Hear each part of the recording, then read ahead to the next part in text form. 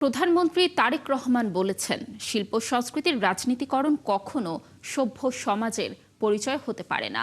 জ্ঞান বিজ্ঞানের সব শাখায় দেশ যেন এগিয়ে যেতে পারে, তেমন গণতান্ত্রিক রাষ্ট্র নির্মাণে বর্তমান সরকার কাজ করবে বলেও জানান তিনি।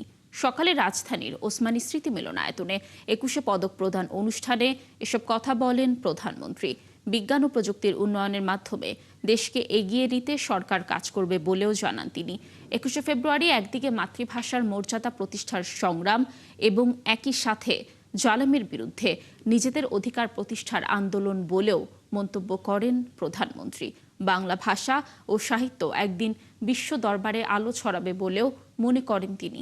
এবার দেশের বিভিন্ন ক্ষেত্রে বিশেষ অবদানের জন্য ৯ জন বিশিষ্ট ব্যক্তি ও একটি প্রতিষ্ঠানকে ২১শে পদক দেওয়া হয়েছে। মাননীয় প্রধানমন্ত্রী, রাষ্ট্র তার নিজের প্রয়োজনেই জ্ঞানী গুণী মানুষদের সম্মানিত করে। সম্মানিত সকল উপস্থিতিবৃন্দ, সুধীবৃন্দ, এই উপলব্ধি থেকেই স্বাধীনতার ঘোষক শহীদ প্রেসিডেন্ট জিয়াউর রহমান স্বাধীন বাংলাদেশে প্রথমবারের মতন ২১শে পদক প্রবর্তন করেছিলেন। এটি শুধু একটি পদকই নয়, বরং এই পদকের মধ্য দিয়ে ৫২ ভাষা আন্দোলন থেকে আজ পর্যন্ত বাংলাদেশের ঐতিহাসিক ঘটনাবলীকে স্মরণে আনার পাশাপাশি